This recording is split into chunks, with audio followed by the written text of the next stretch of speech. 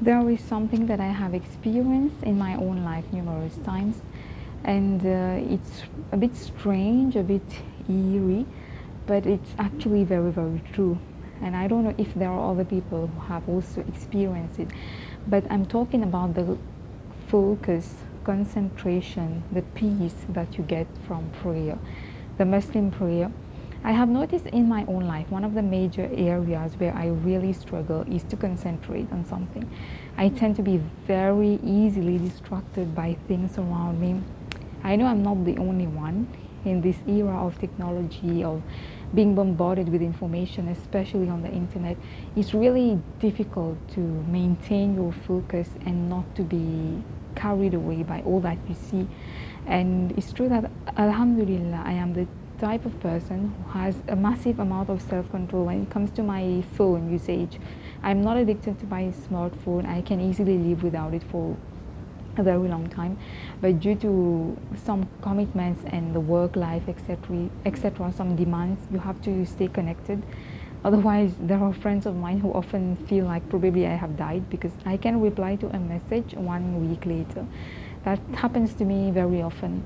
But my point is that sometimes in this day and age, I feel like, as someone who is very passionate about knowledge, about making art, about improving myself, reading, writing, there are so many things which always interest me.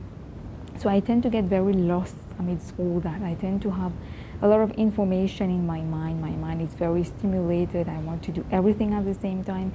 But that's a big problem because eventually I get lost in that. I feel overwhelmed and I feel like all my ideas, my amazing ideas and inspiration is all over the place. So I can't even use them to create something of quality.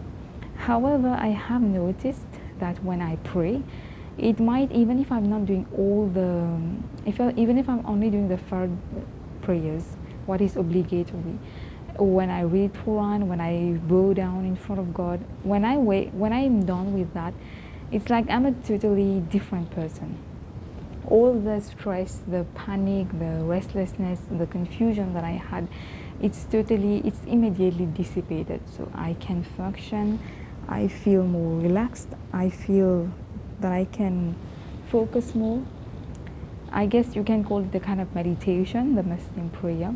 But I also believe that the confidence that you get from believing that your creator intends only the best of things for you, that confidence eventually it translates into your worldly activities and worldly success as well. I have seen many times, I'm very proud to see many Muslim women and men, but especially young Muslim women who, contrarily to what we think, many of us think that if you devote your life too much to religion, you will miss out on worldly success. We think that we will waste time praying and being religiously involved, and you would rather focus on the worldly things to be successful in the worldly sphere. But strangely enough, it's not the case. I have noticed myself that it's like a huge burden is lifted from your shoulders when you know that you're doing something and you're not alone, and God supports you in that. He wants you to succeed, and if you're sincere towards Him, if you're hardworking, you will be one of the most successful people in this world and in the hereafter as well.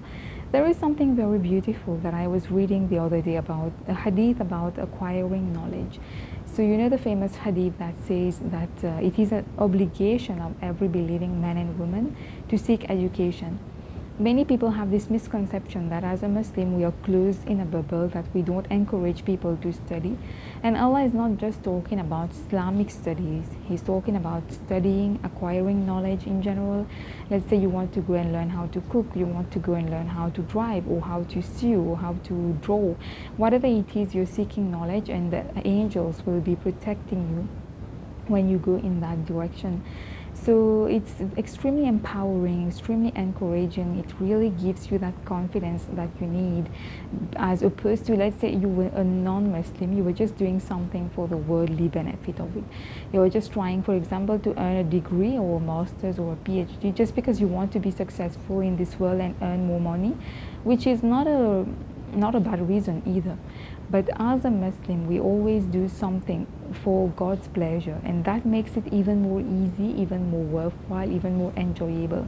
There are many things myself that I don't like to do even till date. There are things which I force myself to do literally because I know that at least God will be pleased with that. And there is nothing more important for a Muslim than to do something that the Almighty will approve of and will like. So I hope that whatever field in your life you're stuck, you feel stuck, you you feel like you can't do that, you're not confident enough. I just want to tell you that you will be able to find that concentration, you will be able to find that focus that we clearly lack nowadays. This has become like luxury, but you have to be very honest with yourself. You can't just keep scrolling on your smartphone mindlessly, scrolling through social media, and just keep losing time talking like idle gossip, idle talk, small talk. You have to cut out all that. You have to cut out on the unhealthy foods. You have to ask yourself, how much do I want this? Why do I want to do that? It's okay if you abandon a few times. It's okay if you fail a few times. It's okay if you don't want to pursue something.